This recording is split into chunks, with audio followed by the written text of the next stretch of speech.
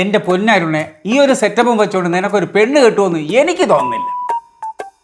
ബ്രോക്കറെ ഇങ്ങനെ പറഞ്ഞ എങ്ങനെയാ? അവന് ഇപ്പൊ തന്നെ വയസ്സ് 32ആയി. നിങ്ങളെ കാശുള്ള വീട്ടിലെ ഏതെങ്കിലും കൊച്ചിട്ട് റെഡിയാക്കി താ. ഈ കാറ് പോലും കയറാത്ത മുടുക്കിനായിട്ട് താമസിച്ചിട്ട് എവിടുന്ന് പെണ്ണ് കിട്ടാനാണെന്ന്? അങ്ങനെയാണെങ്കിൽ ബ്രോക്കർ അതിനൊരു വഴി പറഞ്ഞ.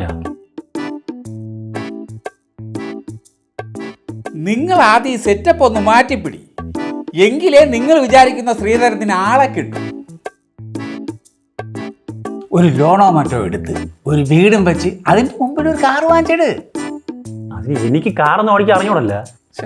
ആദ്യം കാറ് വാങ്ങിച്ചിട്, പിന്നെയല്ലേ പഠിക്കണത്. അത് കഴിഞ്ഞാലേ ഈ നാട്ടിലെ പെമ്പിള്ളേര് ക്യൂ നിൽക്കും.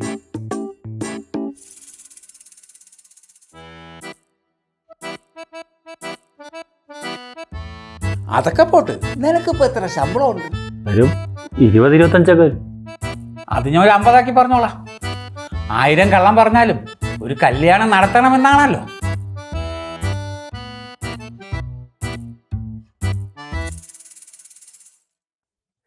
സർ, ഇതിൽ കൂടെ ഒരു ഒപ്പിട്ട് തന്നാൽ മതി. ഒരാഴ്ചക്കുള്ളിൽ തന്നെ ലോൺ സാങ്ഷൻ ആക്കി തരാം.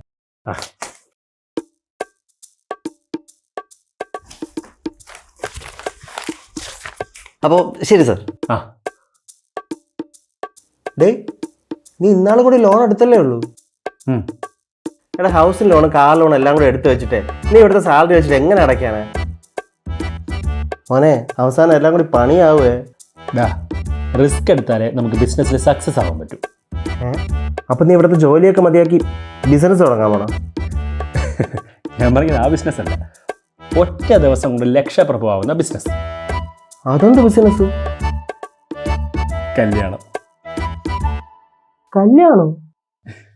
എടാ, ഈ കാറും വീടൊക്കെ വെച്ച് ഇങ്ങനത്തെ ഒരു ഗിമ്മിക്കൾ കാണിച്ചാലേ നമ്മൾ ചിലവാക്കുന്നതിന് 10 ഇരട്ടി തിരിച്ചിടുന്ന ആലോചന നമുക്ക് വരും.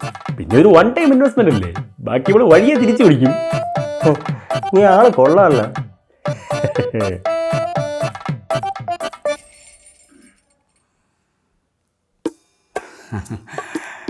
നിങ്ങളെ നിലയ്ക്കും വിലയ്ക്കും പറ്റിയ ഒരു ആലോചന എൻ്റെ കയ്യിലുണ്ട്. പയ്യനാണെങ്കിൽ ഒരു 1-1.5 ലക്ഷം രൂപ സാലറി ഉണ്ട്. വീടെന്നൊക്കെ പറഞ്ഞ അങ്ങ് സിനിമയെ കാണുന്ന പോലത്തെ കിടിലം വീട്. ഇതാ എൻ്റെ മോള്. മോളെ, നീ രമേശിനോട് പറഞ്ഞ് ആ ഷെഡിൽ കിടക്കുന്ന ഓഡിയോ കാർഡ് മാറ്റിയിടാത്തത്? അതിന് ബെൻസ് സർവീസ് കഴിഞ്ഞ് വന്നില്ലല്ലോ, അത് കഴിഞ്ഞ് മാറ്റാന്നാ പറഞ്ഞേ. അതേതായാലും നന്നായി. പിന്നെ അറിയാലോ, എനിക്കുള്ളതല്ല എൻ്റെ മോക്ക. ഒറ്റ മോളായതുകൊണ്ട് ഒന്നിനും ഒരു കുറവും വരുത്തില്ല. അതുകൊണ്ട് നിങ്ങൾ ധൈര്യമായിട്ട് നല്ലൊരു ആലോചന കൊണ്ടുവന്നു. അത് ഞാൻ ഏറ്റ്.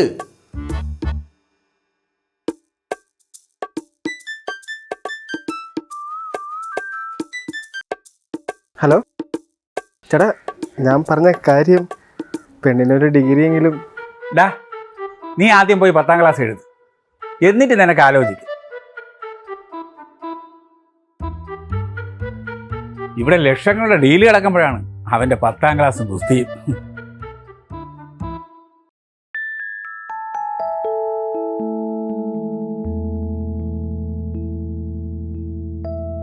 Welcome ma'am. വെഡിങ് അല്ലേ? അതെ അതെ, ഇതാ പയ്യനും പെണ്ണും.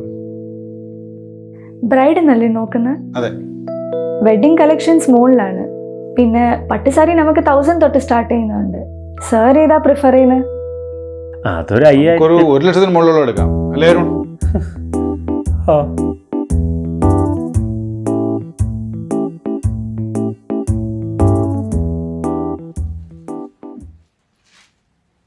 മാം, ഇവിടെ എല്ലാ type traditional saris and lehengas available ആണ്. പിന്നെ വെഡിങ്ങിന് എന്തെങ്കിലും കളർ തീം ഉണ്ടെങ്കിൽ അത് സ്വയംവരയിൽ കസ്റ്റമൈസ് ചെയ്ത് തരും. അതൊന്നും എടുക്കൂ.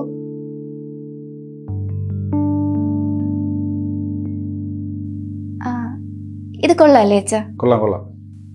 അരുൺ, ഇതെങ്ങനെയുണ്ട്? ഓക്കെ അല്ലേ? കൊള്ളാം. കൊള്ളാല്ലേ?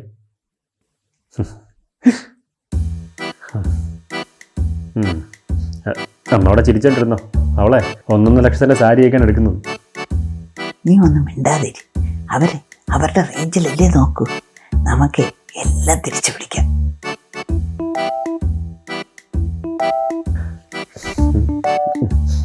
ആര്യ ഇത് ഫിക്സ് ചെയ്യാം.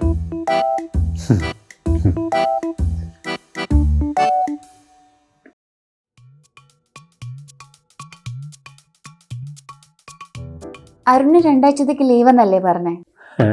2 ആഴ്ചയാ? ഇപ്പൊ തന്നെ ഒരാഴ്ചത്തെ ശമ്പളം പോയിരിക്കുകയാണ്. അരുൺ, അതെ ലീവാ. എങ്കിൽ നമുക്കൊരു ഹണിമൂൺ പ്ലാൻ ചെയ്താലോ? എനിക്ക് യൂറോപ്യൻ കൺട്രീസ് എക്സ്പ്ലോർ ചെയ്യാനാണ് ഇഷ്ടം. നമുക്ക് സ്വിറ്റ്സർലാൻഡ് പോവാം. സ്വിറ്റ്സർലൻഡാ? ഇതുവരെ ഊട്ടിയിൽ പോലും പോകാത്ത എന്നോടാ. ഈ സ്വിറ്റ്സർലൻഡൊക്കെ ഞാൻ ഒരു 3-4 തവണ പോയിട്ടുണ്ട്. അതുപോലെ അവിടുത്തെ ക്ലൈമറ്റ് എനിക്ക് കൂടി സെറ്റ് ആവൂല.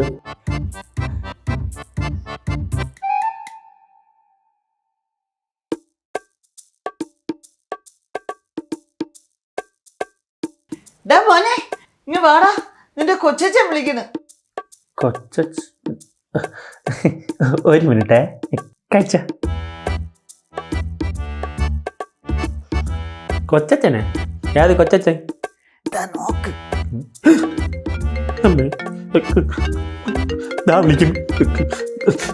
ഇങ്ങോട്ടോ.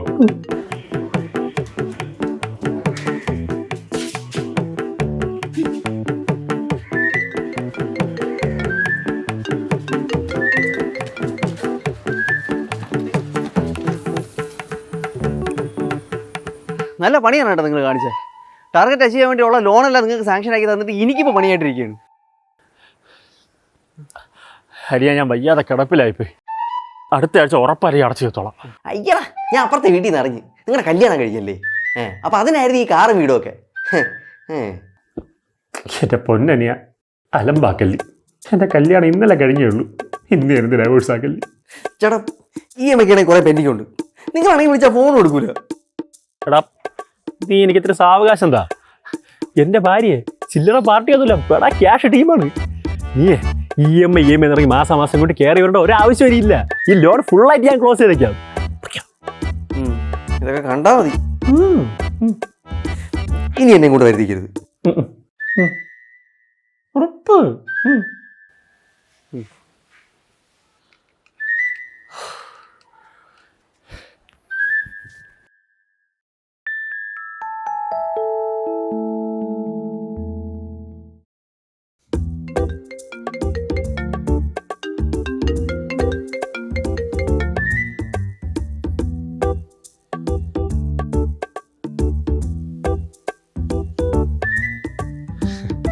ഈ ഗോൾഡൊക്കെ വീട്ടിൽ തന്നെ ഉണ്ടായിരുന്നില്ലേ? ഏയ്, ഇതൊക്കെ എന്റെ റെഫ്യൂസിനുള്ളതാ. ബാക്കിയൊക്കെ ലോക്കറിൽ ഇരിക്കുക.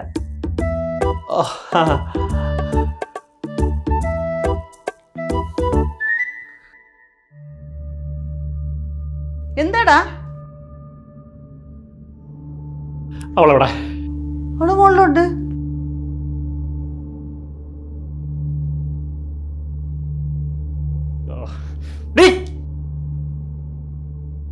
ഇത്രയും നാളെ നീ നിന്റെ അച്ഛനും കൂടെ എന്നെ പറ്റിക്കായിരുന്നില്ലേ? പറ്റിച്ചെന്നോ? എന്ത് പറ്റിച്ചെന്ന്?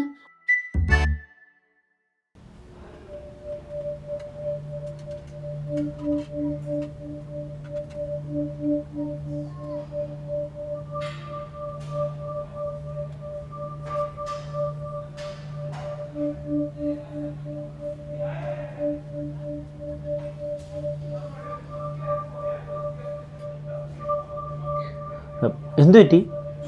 ഒന്നുമില്ല, ഇപ്പൊ വരാവേ.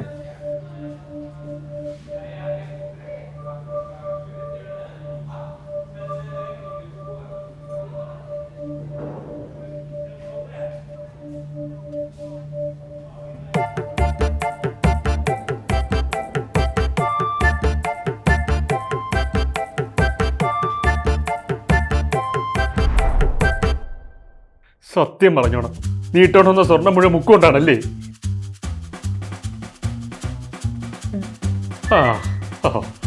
അപ്പൊ ഫുള്ള് മുക്കാണല്ലേ?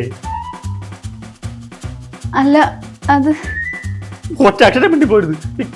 നിന്നെ ഒറ്റ എടുത്ത് വിശ്വസിച്ചാണ് ഞാൻ 3 പേർക്ക് താമസിക്കാൻ വേണ്ടി 2 വീട് കാറും ഒക്കെ ഇല്ലാത്ത പൈസക്ക് ലോൺ എടുത്ത് വാങ്ങിച്ചിട്ടത്. അപ്പോ ഇത് മൊത്തം ലോണായിരുന്നോ? എന്നെ കൂടെ ഒന്ന് പറയിപ്പിക്കരുത്. അല്ല, നിന്റെ വീടിന്റെ ഫ്രണ്ടിൽ ആ ഓഡിയോ മെൻസൊക്കെ ഏതാടി? അത് വീടിന്റെ അപ്പുറത്ത് രമേശ് ചേട്ടൻ്റെ സെക്കൻഡ് ഹാൻഡ് കടയിലെയാ. അവിടെയുടെ സ്ഥലം തികയാതെ വരുമ്പോഴാണ് വീട്ടിൽ കൊണ്ടിരുന്നത്. അച്ഛൻ അതിന് മാസം 1500 വാങ്ങിക്കാറുണ്ട്. അടിപൊളി. മോനെ നീ ഇങ്ങ് വാടാ. അതിന്റെ ഇടയിൽ കൂടെ ഞാനേ പോയിട്ട് വരട്ടെ, ശരിയാക്കി തരാം. ഞാൻ പൈസ വാങ്ങിച്ചോണ്ടേ പോകുള്ളൂ. എൻ്റെ സ്വഭാവം ശരിക്കും അറിഞ്ഞൂടാത്തോണ്ടാണ്. നിങ്ങൾ എത്ര നാളായി പൈസ ഇന്ന് തരാം നാളെ തരാന്ന് പറയും പറ്റിക്കുന്നു? വലിയ ഡയലോഗ് ആയിരുന്നല്ല, ലോൺ മൊത്തത്തിലങ്ങ് അടച്ചോളാം. മൊത്തത്തിലൊന്നും അടയ്ക്കണ്ട, ഒരു EMI എങ്കിലും ഒന്ന് അടയ്ക്കാൻ പറ്റുമോ? എന്റെ പൊന്നു മോനെ ഒന്ന് പതുക്കെ പറ, അവന്റെ ഭാര്യ കേക്കും. എല്ലാരും കേക്കട്ടെ. പോയാ ഞാൻ നിന്റെ പൈസ കൊണ്ടേ പോകുള്ളൂ.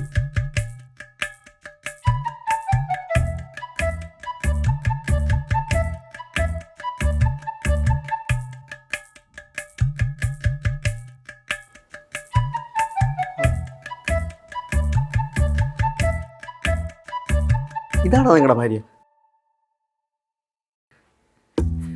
ഇതിനെ കണ്ടിട്ടാണ് മൊത്തം ലോൺ നിങ്ങൾ അടച്ചു തീർക്കാന്ന് പറയാൻ.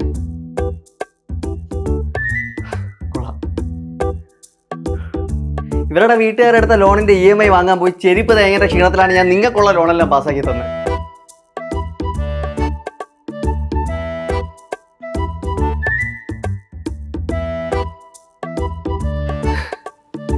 എൻ്റെ ദൈവമേ, എൻ്റെ ജോലി.